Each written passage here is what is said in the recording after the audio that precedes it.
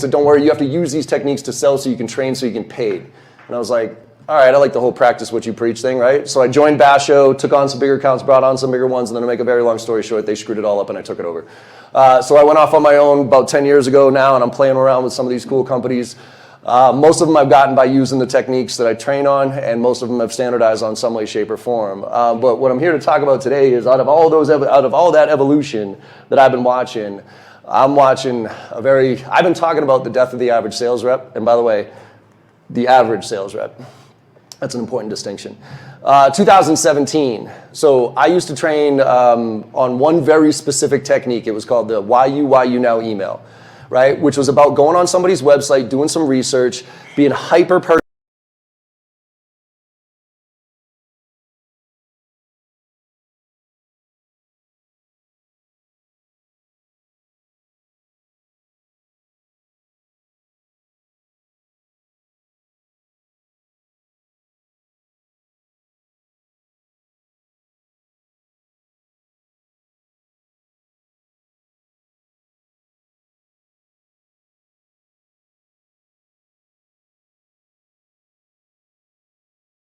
Vander whatever his last name is, the VP of sales and the CMO of Salesforce. And that's how we got in. So back then, it was worth spending 15, 20, 30 minutes writing emails because you were getting that type of response rate. But then back in 2015, 2016, we started to see the cadence tools, right? The sales lofts, the outreaches come out, and they started just littering the C-suite with this messaging. And so you started to see individual messages starting to die. And then it became the contact strategy, right? Then in 2017, I got a little bit of a wake-up call because a couple of kids who worked at Salesforce, they left Salesforce, and they said, John, we created this artificial intelligence bot that creates super highly personalized emails at a fraction of the time of sales reps. We want to show it to you. And I was like, yeah, whatever. I was like, fine, yeah, give me a sample, right? Give me an example. What they showed me back then in 2017, I had a heart attack. I was like, what? And I asked, like, wait, there was no human involvement in writing this thing? And they were like, no human involvement other than picking the article to use from our app. And oh, by the way, it took 70 seconds to write. And I was like, shit. And so I remember, you all know Gary Vaynerchuk? Anybody follow Gary V, right? So he has this thing where you can go to his 4D session where you go to his office and you sit down, you spend like 10 grand, you sit down with his office with all his executives and you and like 10 other entrepreneurs. And all those executives come in and they share with you what they're doing with the biggest brands in the world and everything else. And Gary comes in at the end, he does a Q&A with you. And so that's right when I saw that email. And I asked him, I said, Gary, I just saw a robot write an email better than I ever could and better than a rep ever could. And I've been doing this for years. Where does that leave us as sales professionals? And he goes, don't worry about that. He's like, you're not going to beat the machines. Don't try to beat them. He goes, you got to be the last mile. And that stuck with me since then. He's like, let the machines do all the heavy lifting. But let them do all the research. Let them write the fucking emails. Let them come up with that cadence. But before you hit send, make sure you humanize it. Because there's always going to be that piece. Because as long as humans are still buying from humans, we got a shot. But, and that's not, as soon as robots start buying, that's when we're screwed, by the way. But as long as there's a human buying some shit, we are at shit. But we have to evolve here. Because what worked before is just not working right now. And so, I mean, this is what we've done to the sales process. And correct me if I'm wrong. And I put a post out there recently because I'm relaunching my personal brand for this very specific reason. Because we've been lazy as shit in sales for the past 10 years. Lazy as shit. Well, we've gotten lazy, I'll tell you that. Because we've gotten away with blasting, like this is our model right now. Tell me if I'm wrong with this, especially in the SaaS industry. We got SDRs, right? And we don't even let SDRs have the autonomy to write emails anymore. Most of the time, most of the clients that I work with, they actually have their marketing team create messaging that gives to SDRs to then push play on their fucking cadences. First of all, what kind of job satisfaction is that? Second of all, marketing can't write sales-ready messaging, period. I'm sorry, my background's marketing. Marketing doesn't have a fucking clue how to write messaging that will fit on one scroll of an iPhone or on a 10-second what do you do conversation, right? The elevator pitch, shit. Anybody have a great elevator pitch that they want to stand up here and profess to the crowd because it's so awesome? So I'll prove to you that I made, so when I was at Thrive, my first company, like I thought I was like 23 years old and I had no idea what I was doing. So I figured, and I knew I wasn't good at anything, so I figured I'd just have a stronger work ethic and I could work harder than anybody else. So I figured out my equation. I knew exactly what my equation was. I needed to make $1,600 a month to get $400 to get 8 meetings a month to get 4 proposals to get 2 pieces of closed business, average deal size of $3,500. That was my equation.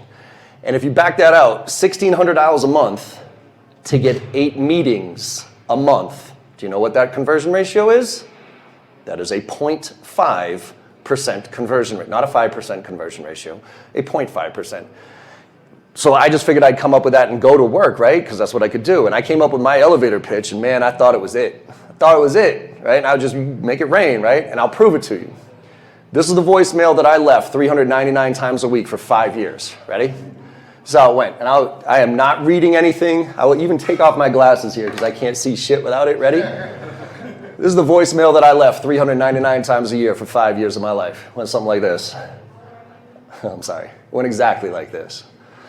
Hi, this is John Barrows with Thrive Networks. We do outsourced IT support for small to mid-sized companies in the Boston area. We take a really unique approach to manage your IT infrastructure by combining the best of what people in technology have to offer. We tie our network operations center and our managed services to your environment so we can take care of all the small things on a proactive basis. So when the engineers come on site, they can take care of the high-level, more strategic initiatives that help drive your business forward. I'd love to talk to you about your IT support needs. If you could call me back at 617-529-7271. This is John Barrows with Thrive Networks, 617-529-7271. And ooh, was I proud of that. I would leave that voicemail, I'd be like, like nailed it again. Like pitch, tone, everything was perfect on that one, right? And then I started looking at my numbers. I was gonna damn call back. I would get more callbacks when I would screw up a voicemail than I would nail the I did this one by mistake one time. I was like, this is John Barrows with Thrive Networks. We do outsource IT to put shit. Look, I'm sorry, I was trying a new pitch there. That was a disaster. Look, we fix computers. You got problems with your computers, call me back. I got more callbacks with that approach.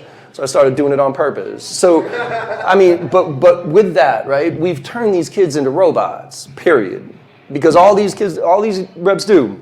By the way, when I say kids, that's a Boston thing. I apologize. You could be 50 years old. I'll call you a kid, so it has nothing to do with your age. I apologize for that up front. But they're sending out these templated cadences, and I get these. I can almost tell if I'm on a sales loft cadence or an outreach sequence at this point. I can almost tell the difference. Because when companies sign up for these tools, they go to sales loft or outreach and say, hey, could you give us like your best performing cadence just so we can see what it looks like, right? And then they'll give it to them, and then they'll just take sales loft's name off, they'll put their name on, they'll tweak it, and they'll just fucking press play.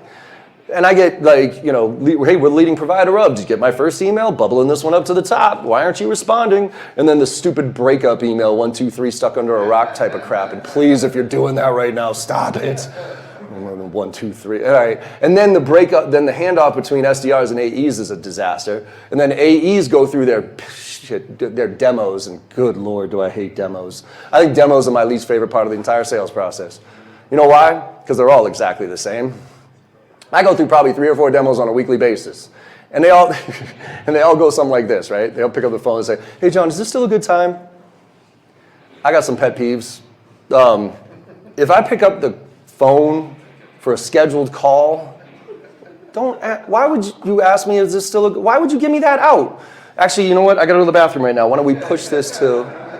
Now, what you want to do is you want to say, hey, do we still have 30 minutes? Like, do we have a hard stop at 2 o'clock? That's what I want to say, because I do need to know that, because if you have a hard stop, your brain's right. But is this still a good time? Okay, John, look at about a 30-minute demo here that I'd like to go through with you. And if you have any questions as we go through it, just let me know. Okay. Right? And then they press play, and they go through every fucking slide like they were badged for in boot camp, right? And they pause intermittently and go, does that make sense? Does that make sense? Does that... Anybody ever said no to that question, by the way? And anybody ever been like, wow, what you just said there blew my mind, right? But it makes us feel good, so we can get our badge, right? You get our fucking boot camp. And at the end of one of those canned piece of shit demos, you always get that nice little parting gift. And by the way, if you ever hear this word at the end of one of your demos, you know you've done a miserable job, and it's the word digest. And you know you've heard it before, because it usually goes something like this. You know what, John, it sounds interesting. I need a little time to digest what you just told me right there. Why don't you circle back in a couple weeks? We'll take it from there. Does that sound fair? If you ever hear that, stop and apologize to the person that you just wasted their time. It is our job to help them digest the information. If they walk out of the conversation more confused than they were walking in, we've done a terrible job.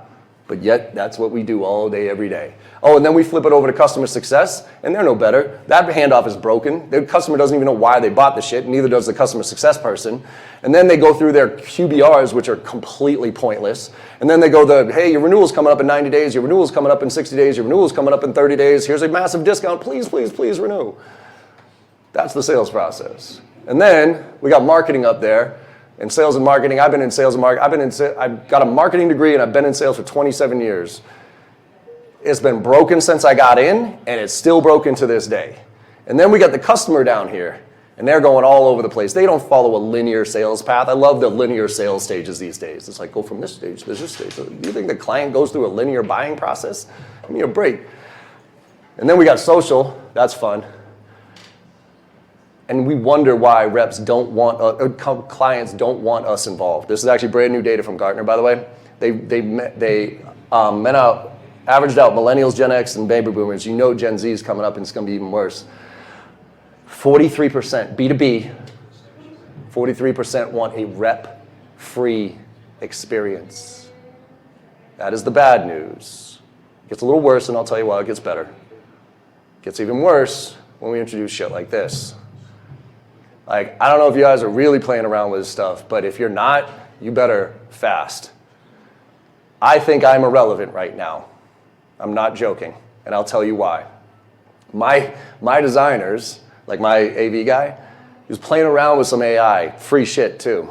You want to see what he built? So me, John Barrows, I got a brand, right? People like me. I'm smart. No, I'm not. But people think, well, look at this guy.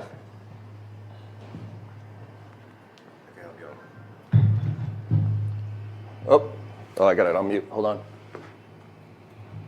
Top sales training professional. Whoops. Staying ahead of the curve when it comes to the latest trends and technologies in sales. And I have some great news. Yeah, you can't hear it, but. AI is poised to revolutionize the way we approach sales. Yeah, that's all right. We're in the perfect position to take advantage. But you can't hear it all that well? That's my voice. And I didn't tell it to do any of this. And it's going on for a minute about how generative AI is going to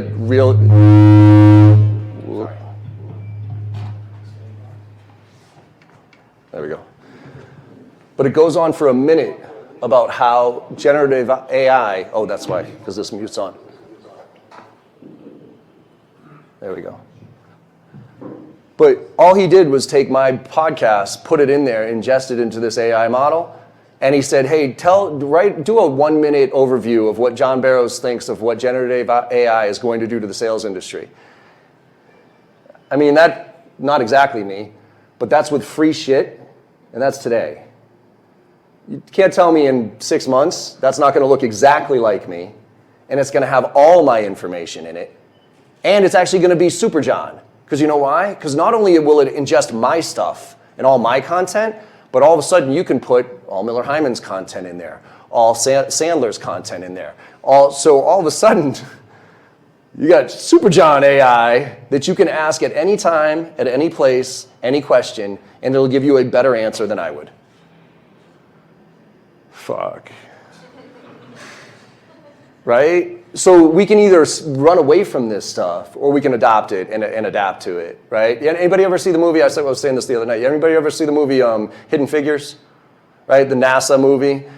If you haven't seen that movie, it's a great movie. I highly recommend you watch it because there's women were called the computers at NASA, and they were physically doing math to help us get to the moon. And then all of a sudden NASA implemented this, or they invested in this huge IBM mainframe.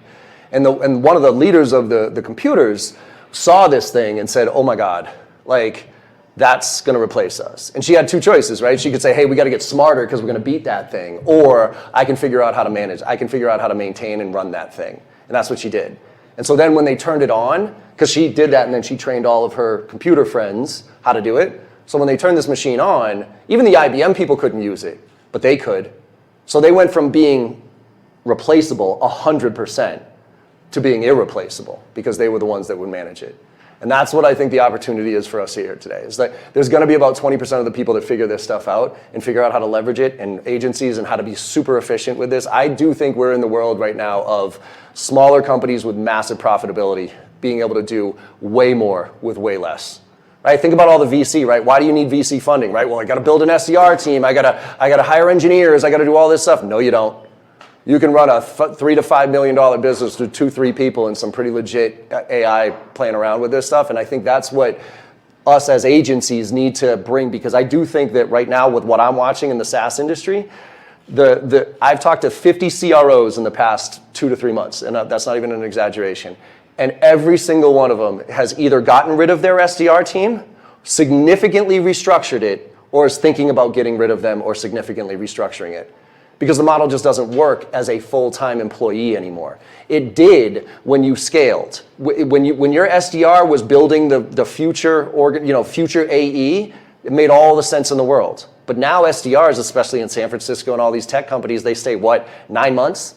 Right? So you're going to invest all this money into somebody that's supposedly supposed to be your future sales rep, and they're going to bounce on you in less than a year. Doesn't make any sense from a business model standpoint. So that's why I think outsourcing comes into play here, and that's what I'm recommending to a lot of my clients is let's have somebody else do it in a way more efficient way. But then the step down from that is AI. And so if we as agencies don't figure out how to leverage the AI to then augment what we're doing, we're just going to be the next step in the replacement phase here. And so that's why I believe, but this is what I was saying, the good part is 43% of people don't want a rep, but for the people that did buy without a rep involved, they had a 23% higher regret rate. That means there's room for us in sales. It's just different.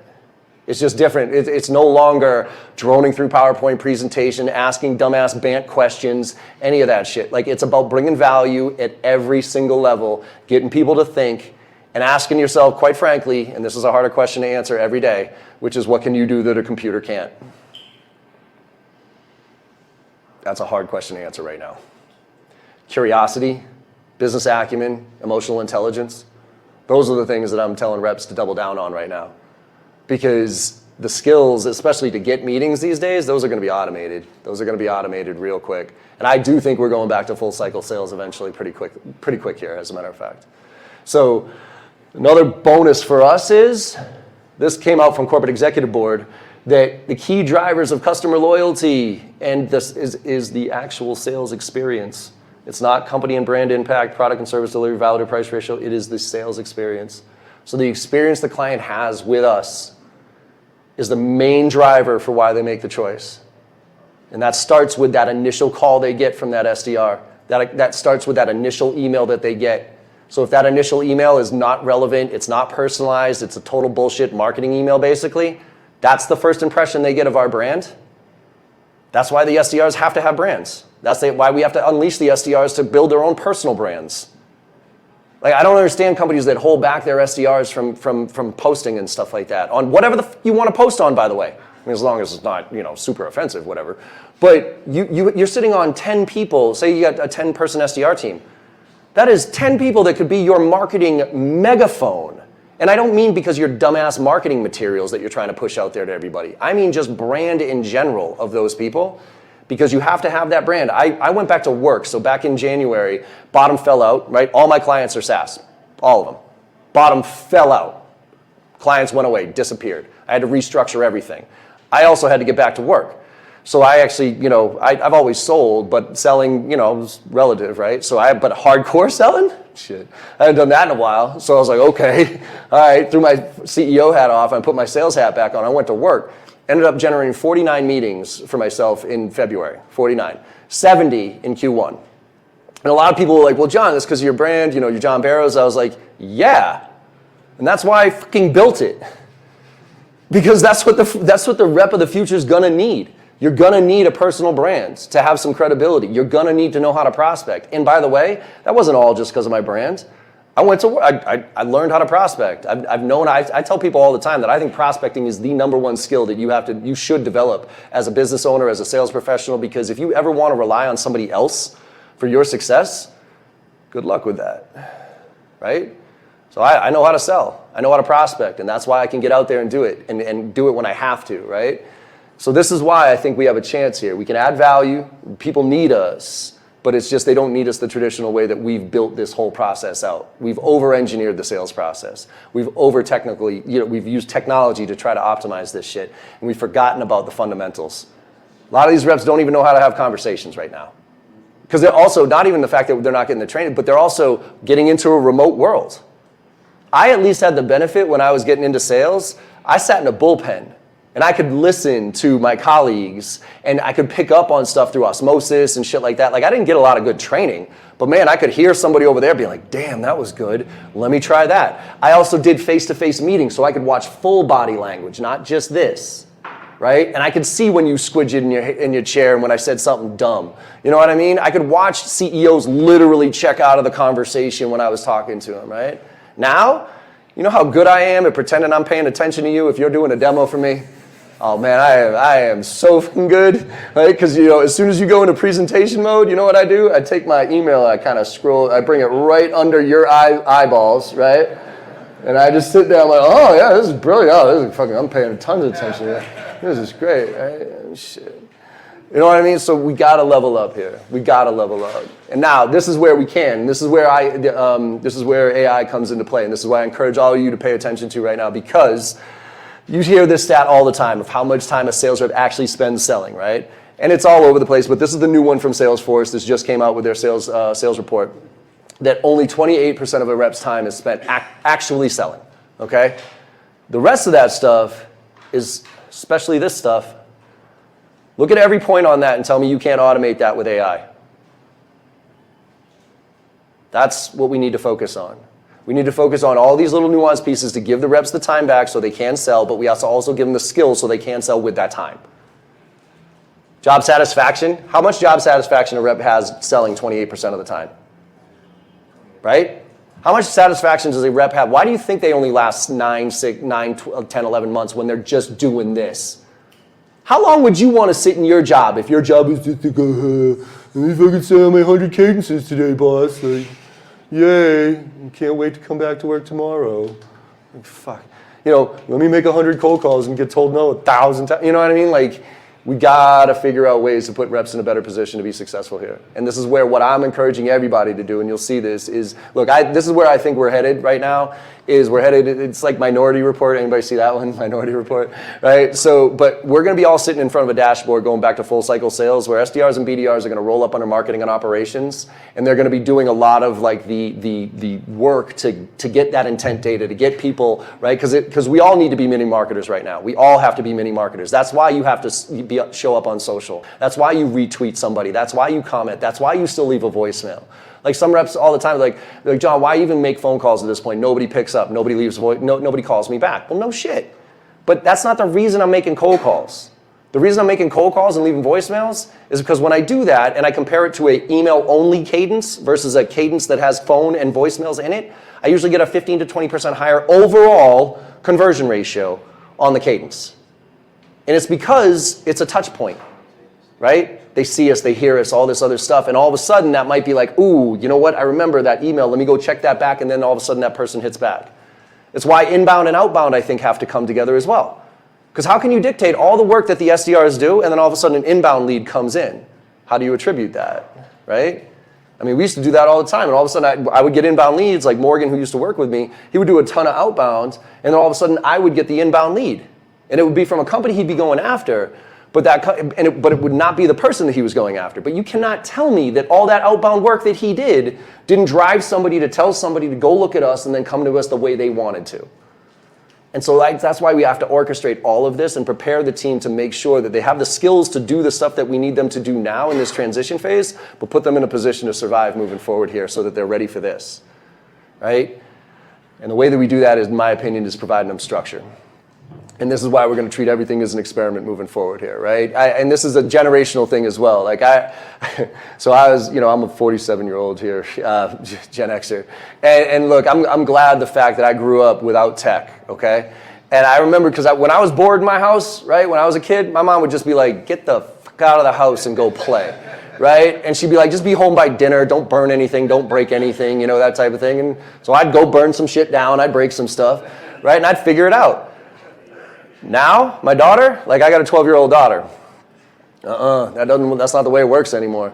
Kids' lives are structured 100% of and think about it, like kids go to school from this hour to this hour, then they got soccer practice from this hour to this hour, then they have their iPad for 30 minutes, then they have to do their homework for 2 hours, right? And they're taught to the test, especially in the States. They're taught to the test, the MCAS, all that stuff, like you got to pass that test. So now these kids get out in the real world, and then you have assholes like me look at them and say, hey, figure it out. They look at you sideways like, what do you mean figure it out? Like, tell me what to do. And when you say that to somebody like me, the instinct is you don't know what to do? I'll tell you exactly what to do. Here's a script. Here's a template. Do it. And you give a kid who's been taught to the test and structured their entire life, you give them a template, you give them a script, they will push play on the template, they will read the script. But if you give them structure, look, I don't like being in structure. You put structure on me, I try to break it. I'm like, I don't like this. There's got to be a better way. I like building structure. Reps today, young professionals today, they need the structure. Because if they don't have it, they fall apart. And guess what? They will execute within that structure better than I ever would.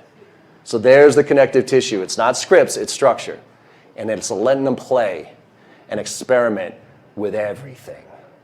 There's no more strategy right now, in my opinion. Strategy? Anybody here, can anybody honestly tell me what's going to happen in Q3 right now?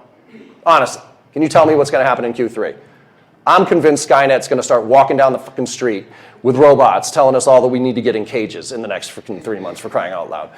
Right? Seriously. So because I can't see that far out, that means we have to be as agile as you can possibly imagine right now. And we have to leverage our team to do it. I treat everything as an experiment at this point. Everything. Messaging is an experiment. You need to test messaging all the time. Because what worked now, or what worked 6 months ago, is not working right now from a messaging standpoint. You know what I mean? And it's nuanced down to the ICP, it's nuanced down to the persona, it's nuanced down to the client as far as what's working and what's not. And so giving the teams the ability to experiment within some structure is going to increase job satisfaction because you're going to let them play around. So for instance, let's section out all the aspects of the sales process. And there is a tool, let's go back. I promise you, there is a tool, there is an AI free tool, ChatGPT or whatever the fuck it is, that can do one of those things. So go assign a group of kids, hey, go figure that out this week. Go play around with this and come back to us and tell us what you think, right? And if it works, great, roll it out. If it doesn't, whatever, next week, pick something different. Messaging, let's try something different this week as a group here so we can all experiment to see what's working and what's not working and have it stop be individual reps doing their thing.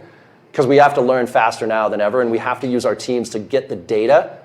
Because I talk about split testing all the time. I always say to people like, look, if I could go back and tell my 22-year-old something, what would it be, right? And it's A/B split test everything you do, like everything you do, right? Say you're calling into CIOs in healthcare. Come up with 2 different messages to CIOs in healthcare. Make 20 phone calls with this approach. Make 20 phone calls with that approach. See which one yields a higher response rate. Objection handling. Objection handling isn't rocket science. It's just science. Write down an objection that you're getting smoked on right now. Okay. Google, best way of handling objection, right? You're going to get some idiot like me giving some tips on how to handle a certain objection, whatever. Go find 2 that you like because they fit your style or whatever. The next 10 times that objection comes up, deal with it this way. Next 10 times, deal with it that way. See which one yields a higher response rate. Think about it. If I told you to make 50 dials, and you make 50 dials in a day, and you get no meetings, it's a shitty day, right? It's a demoralizing day, right? But if I tell you to make 50 dials, and instead of making just 50 generic cold calls, make 50 dials, make 25 dials with this approach and 25 dials with that approach to the same persona, and you still get no meetings. To me, that's actually not a bad day. You know why? You just figured out 2 approaches that don't work. Tomorrow you come in and try a couple new ones. We have to get into this experimental mentality right now because otherwise these reps are just going to fade off into the distance because we're just going to keep treating them like robots and they're going to get replaced by robots. But if we let them experiment within some structure, we got a chance here. And that's where we can evolve. And so for me, I'll give you an example here. And if you want to take a snapshot of this, this is part of the training, but this is actually something I firmly believe in right now from a messaging standpoint. AI is coming up with killer messaging. But the reason that AI messaging has not nailed it yet is because it can tie my general value proposition. It can go look for triggers and all these different things and then tie my sales training value proposition to that, right? But it can't be specific with my value proposition. But there are certain parts of my value proposition that really align with certain things, but not everything. Let marketing do the whole broad base, this is all the stuff that we do.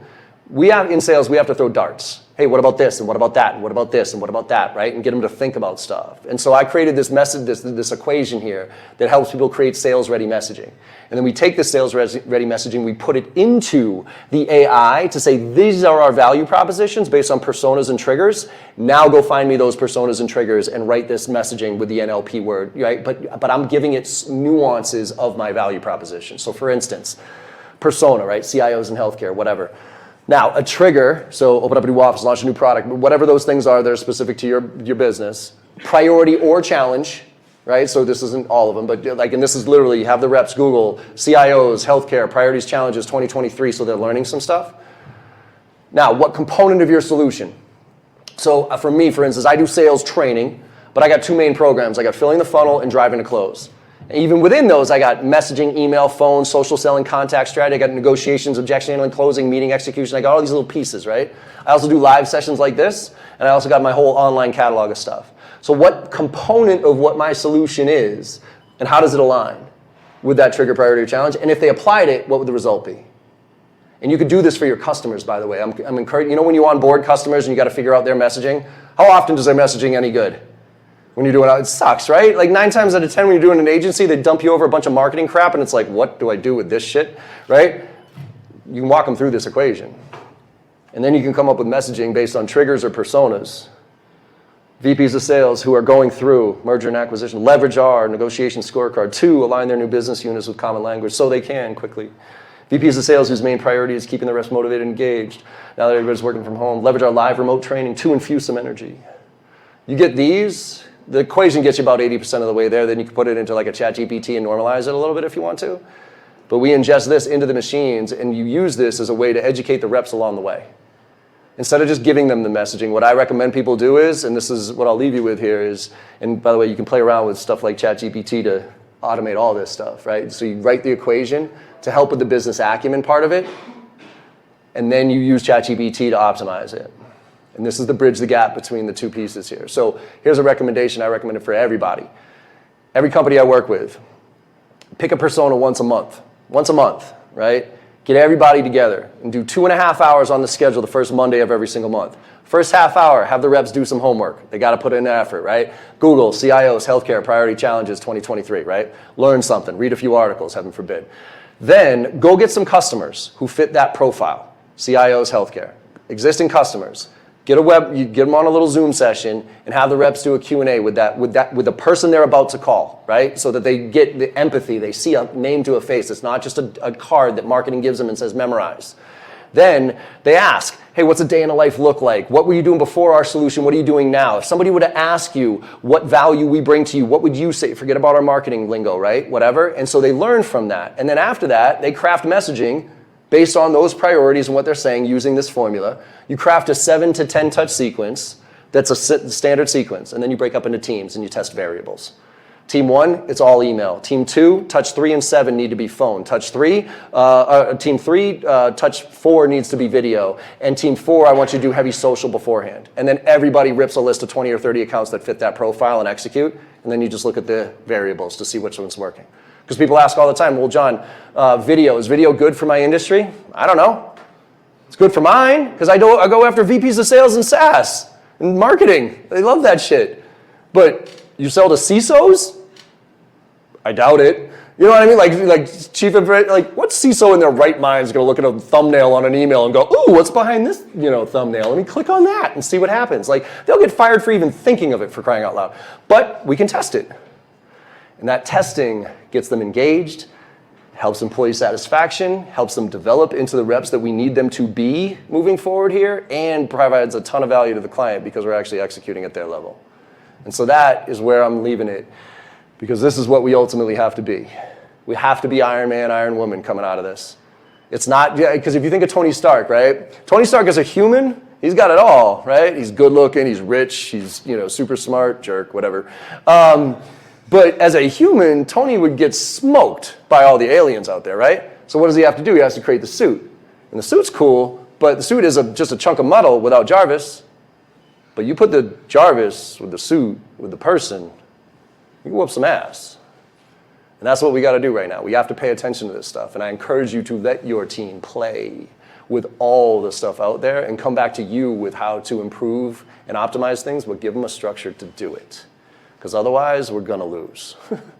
We're going to lose this fight. AI is coming faster than I've ever seen before out of all the innovations, and I'm old here, so I saw the internet come in, right? That was cool, right? But there were still people being like, oh, the internet, that's a fad, right? Nobody actually thought it was going to. And then I saw like when dial-up went to DSL, and that was a big leap, right? Because we actually could hit the internet, and that was cool, right? And then all sorts of other evolution happened. But what I saw 3 months ago with ChatGPT, it has opened up Pandora's box, and we are not going back, and it's just going to accelerate. So I just beg you all to pay attention and empower your sales team to help you evolve so that they and we don't get replaced here.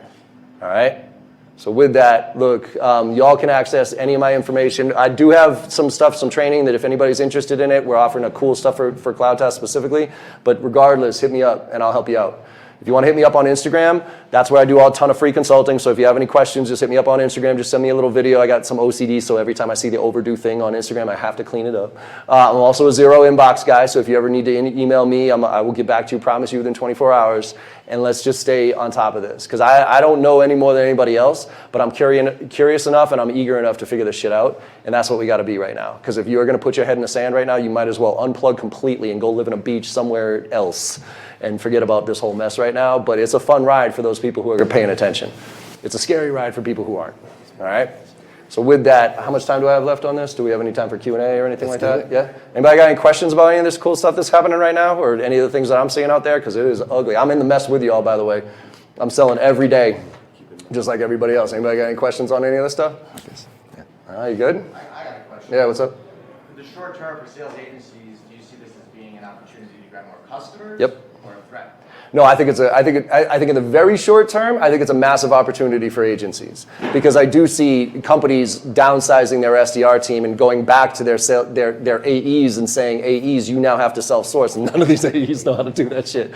So they're panicking right now, and I do think what's happening, this is just my opinion here, I've talked to enough of them that I'm talking to VPs of sales and even CROs, and they're all in on, because usually the idea is, when you downsize, you hold on to your core, right? So these are my core reps, like these are my top players. I wanted to keep my top players. Well, conceptually, usually in down economies, what happens is, well, now we need to invest in them. Now that we've cut everybody and we only have this group, we need to invest in them, training, tools, all that other stuff.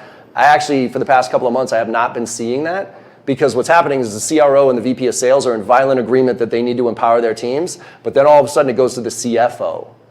Every decision, even if it's $5,000 these days, is going to the CFO. And the CFO, I don't know, but it feels like the CFO is sitting on their hands going, nah. Mm-hmm.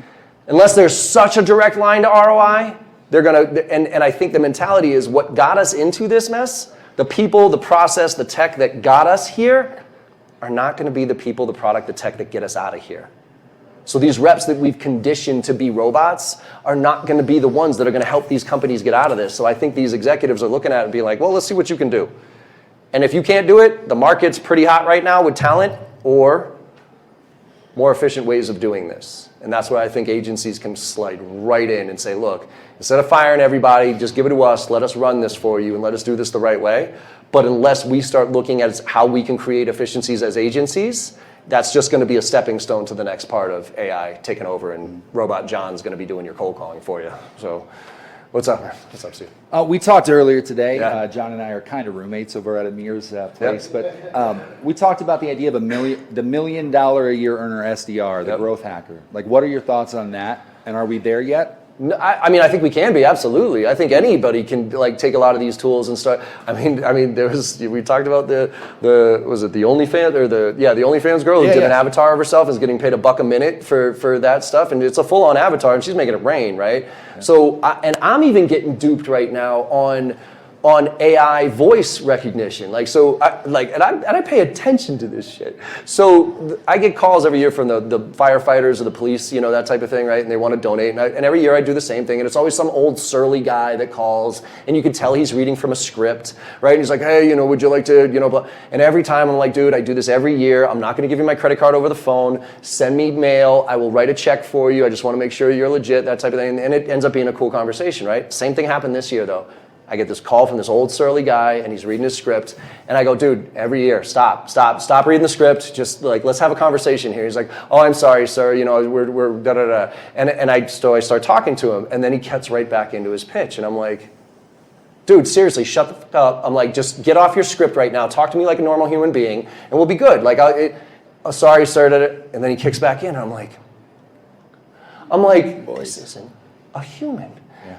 And so I started messing around with it. I'm like, so. And I'm not going to say what I started asking some really weird ass shit to see where this was going to go. But my point is think about me as like if I'm an SDR right now with Otto John Barrows, my voice, and the ability to use AI to write super hyper personalized stuff, I could be an assassin by myself, massively profitable. So yeah, I think for the ones that can pay attention, they are. But I think we're transitioning to that right now. I think we're moving into a point where we're going to get massive amounts of very highly profitable businesses with 2 or 3 people on staff at most. Mm-hmm. You're going to be able to generate $2, $3, $4, $5 million a year with 3, 4, 5 people and a whole bunch of AI. And I think the agencies that figure this out and figure out how to use the team to be able to optimize that and give them the tools to be that one to many are going to be the ones that win. So. Got one more question Yep. from one of our agencies in UK, Steve Nice. Verdon, who wants to be here for cancer, is what's happening. He Hey, wants Steve. to know, what is your most effective way for top of the funnel building your business? It's not, there's not one effective way. It goes back to the omni-channel everything. Like that's why I post, that's why I share, that's why I call, that's why I email, that's why I do everything. So it's an orchestration of all of it, which is mind-numbing and a pain in the ass to do, but it's what you have to do. Like that's why I go back to SDRs have to have their own personal brand in some way, shape, or form.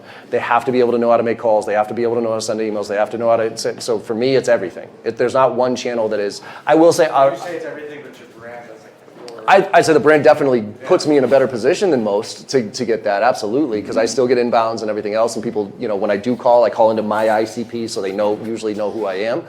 But that doesn't mean I'm making it rain. You know what I mean? As far as close ratios and that helps me get in the door. I still got to work about getting in the door and doing what there. But you know, I would say if I were to absolutely choose one that is the highest converting is actually LinkedIn voicemails. That's my highest converting one, and it's actually more than LinkedIn video, because I think some about the voicemail. There's like some curiosity there. It's like what's he gonna say? You know what I mean? Where the video, you're like, that guy's ugly. I don't want to watch that, right? Whereas the voicemail, you're like, what the fuck? So that's the one I'm. John, I think Steve has one more thing. How Yeah. hard are phone skills moving forward? I think they're, well, it depends on what you mean by phone skills. Like a cold call, I think is important, because if and when you catch somebody on the phone these days, that's your chance to make an impact. And if you screw that up, you lose everything, right?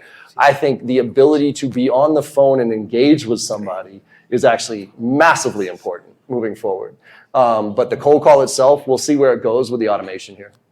Yeah, this is awesome, John. Thanks. The two things you brought up that I think are sort of contrary, but I'm trying to like balance at my end.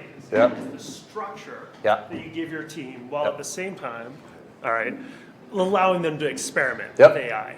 And so how are you thinking about giving your team structure Yep. to experiment with AI? Sure. Because I'm trying to do that, but it's like a balance that kind of conflict a little bit. Yeah, it's almost like an agile approach where you get what's the problem and what's the outcome we're looking for. So the hypothesis is if we found a solution to address this need, to make us more efficient in research, to make us more efficient in writing, whatever the going back to this thing is, right? Like whatever we slice this up to be, like these pieces here, whoops. So whatever you section out those, like identify whatever the problem is, right? We need to be more efficient with this thing. Okay, cool. Well, the ideal state is for it to be worth it for us to do it, we would have to increase our, efficiency by 50%, right? So now that's the outcome we're looking for. That's the problem.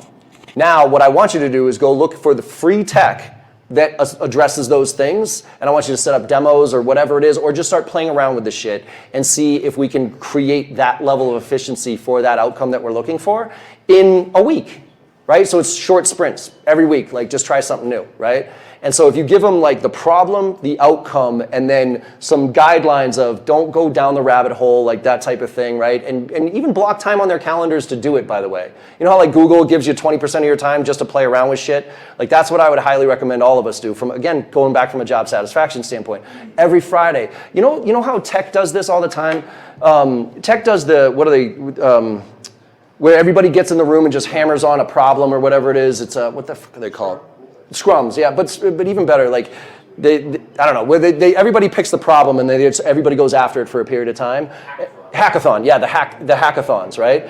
I think we should bring that concept to sales. Let's do hackathons with sales. Let's pick a problem and let's see who can, Friday afternoons from 2 to 4 or 4 to whatever, we're going to grab pizza and beer and we're going to do a hackathon on this topic, and whoever figures out wins whatever the hell we want to let them win, right? But that way you create this environment of like, cool, we're figuring stuff out, we're learning things, and I'm not just doing this all day, right? Because we got to learn the skills, we got to learn the foundation. But if we, especially with the younger generation here, if we are not letting them play with this stuff, they're going to go find somebody else who will let them play with this stuff. Because they're playing with it anyways. Might as well do it for our benefit than anybody else's. So give them that environment. But think of what's the nuanced problem, what's the outcome, what would make it worth it to roll out whatever it is as far as percentage of, and then a little bit of a framework, and then structure time on their calendar. That's the way I would look at it. Yep. Cool. Anybody else? I got one thing to add. You brought up the CFO, right? Yeah. Oh. I just have a question for everybody here. Kicking my who's ass. An agency owner. Who here has actually tried, as an agency owner, to do a cost comparison between an in-house team and an outsourced team? You, right? Anybody else? We do it all the time. All right. I spent a lot of time doing a spreadsheet showing people the cost, but no matter what, in their mind, there was no management hiring tools. They always compared one SDR to one Apple. And I think that the biggest opportunity now, with what John brought up, is now that the CFO is involved, now that we don't have the 10 years of growth at all costs, it doesn't matter if we're profitable. I believe that the shift to being profitable at cost is actually going to give agencies a stronger opportunity to actually not only demonstrate the fact that they're experts. Yep. That doesn't make sense to hire an SDR that's going to last 9 months. Like John brought up, they last 9 months. 50% don't last 12 months, right? So now I think it's a game changer, because we lived in a world where most VPs of sales didn't even know the spreadsheets, they didn't know the math, they didn't care. They cared about 15 meetings per month, right? Yep. Like, who heard of that before? Yeah. It's 15 minutes per month or you're fired, right? So I think we're in a position now where the CFO could become our friend, because they understand spreadsheets, and it might lead to longer relationships. Yeah. And one thing to add, I would also say that John mentioned that we might see a shift where SDR work will go under sales and marketing, right? Under marketing. And at first when I started, I was scared when I got hired by marketing, right? I remember back in the day, we had like Ipswitch and these teams, and I was nervous about it. But now what I realize is that if you think about it, there's been marketing agencies doing $20 million deals with Apple for 30 years, right? Yep. Like those deals are actually more consistent. There's less churn. So as a sales agency owner, I would welcome the fact that you might be under the marketing umbrella. They have been working with agencies for decades. They don't think they're the best, right? You VPs of sales, I hire SDRs. I'm the best trainer. They never picked up a phone before. Right. So I would spin some of this to opportunity for us. And I think that's the biggest Absolutely. thing where, this is just an opportunity for every agency, I think, to grow stronger and become more efficient. So I wanted just to add that. John, you got 7 more minutes. Anybody have more questions for John? Did you have one? Yeah, what's up, man? Yeah. This little microphone work? So, John, you mentioned that normally there's thank you. There's about a time of 10 months where reps are leaving organizations or agencies. I've experienced something similar where we're noticing that reps are they're not involved, they're not engaged, and they're not necessarily committed to the big picture or the big vision of the company. A lot of the companies that I've seen are just throwing tech at this problem. Would you say that more than a tech problem, there is a leadership development gap where we're not allowing people to, get involved and really feel the fire of doing what they do? I think, yeah, so the question for those who didn't hear it is like, is it more than just the tech? Like we throw tech at these kids, and that's why they don't stay too long, because they don't really get bought in, right? And there's leadership, and yes, I think it's a massive leadership problem. I think COVID is actually what woke us all up to this, right? Where all of a sudden COVID was a point where everybody kind of took a step back and started to think about what was really important to them. You know what I mean? Like driving into the office an hour and a half every day, that type of thing. Is that really quality of life here? I'd rather take less money and have a better, so I think values matter, purpose matters, all this stuff. So this is why I beg everybody, every business is, there's one thing to have a vision, right? I always say you can't get somebody to buy into, to do more than what you're asking them to do unless they buy into a vision. But if they buy into a vision, people will do 2, 3, 5 times more than what you're paying them to do because they're committed to it, right? So you got to have that. But I think what more importantly is I think the values part of this and going through that why and the values exercise and hiring on that too. Because you'll hear on Monday, by the way, I'm putting out my keynote on my podcast, and it's been the past 3 years of what I learned over going through some shit, right? And it was as soon as COVID, and then I had a good year, and then, my dad died, and then that year was shit, and I really was in a weird spot. And the idea of alignment, I went back and I started really being curious about what are the characteristics of companies and people that tend to grow even through tough times, right? So continuously grow. And the themes were alignment, so why, values, priorities, and energy. Execution, they didn't stop moving. They experimented, right? Because remember when COVID hit, people were like, oh, I can't wait till things go back to normal. Anybody who said that, I was like, you've already lost. First of all, what is normal at this point? And second of all, what are you waiting for? You better start moving, right? And then the third was gratitude, right? But if I go back to that alignment piece, it was really clear to me the companies that held on to their employees, the ones that thrived through tough times, they were rock solid on their why, and they knew very clearly what their values were, and they hired on those values. Because if you and I share the same values, we can argue all day long, but we'll come to a point of agreement. If you and I don't have the same values, we're just going to yell at each other. That's what's happening right now in the United States, right? If you ask somebody in the United States now what's American value, you'll get vastly different answers from both sides of the equation, right? So there's no core anymore, which is why we're just yelling at each other all the time. But when you have those core values, you can do some special things. And so I think that's why if people don't feel bought in, right, they're just going to find their next. Because also think about, some of you have people in the office, and there is a bullpen here, which is great. But most of these reps, especially in California, whatever, they're all remote. So if I'm sitting in front of my computer and I'm making calls and sending emails, and this is my world, and you're going to pay me more than you are to do the exact same fucking thing, like, why wouldn't I do that? Why wouldn't I just bounce from the next one who's going to pay me more, especially if I'm good? You know what I mean? Like, I'll do that all day long. But if I believe in the vision, if I believe in the values of the business, I'll be bought into this, and I'll be more willing to take a little bit less or whatever it might be. So. And you would do that because your leadership invests in you, like really invests in you. Not necessarily, for instance, coaching is a big gap that has become an event. Yeah. So it's just book it. It's right. Really making something transcendental. I don't know if that's the right word, or something that really just further to the person. And for instance, the other day I was a meeting. My manager gave me feedback 30 minutes after the meeting. I was so grateful. Right. Like, this is awesome. This is exactly how it should be. Exactly. And but so let's go back to Super John. That's going to be live. That's going to be live through AI. And so that's where we can increase satisfaction, but we need to be the stewards of it. You know what I mean? Let me introduce you to this new AI bot that's going to be your coach. And by the way, I'm going to take all my management knowledge and stuff it in there, and you're going to get my management knowledge and John Barrows and Sandler and whatever it is, and you're going to have, and then but then I need to stay engaged with you to see how that coaching's going, right? So we can't be removed from the equation. We have to be that last mile.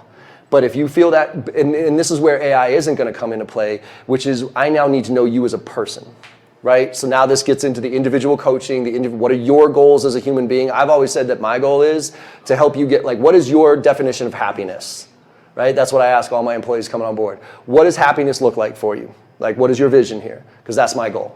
My goal is to help you achieve whatever level of happiness means to you.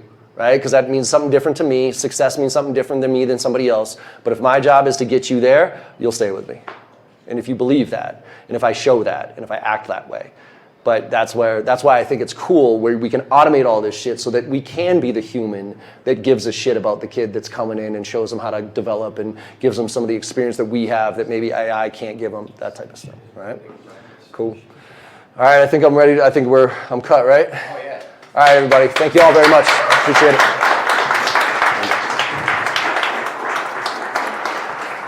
Thank you, John, for coming down here. Love it. I got the privilege of meeting John 6 years ago. I've been looking up to him since then. He's been one of the more straightforward, honest guys. I'm not sure how he has not got canceled yet. He's found a way. He's found a way to be straightforward and honest and grow followers. I'm not going to try that. Hard guy to follow up with, but who better than Steve Schmidt, talk about AI and changes. And John will be here all day to chat it up. And he will be partying today.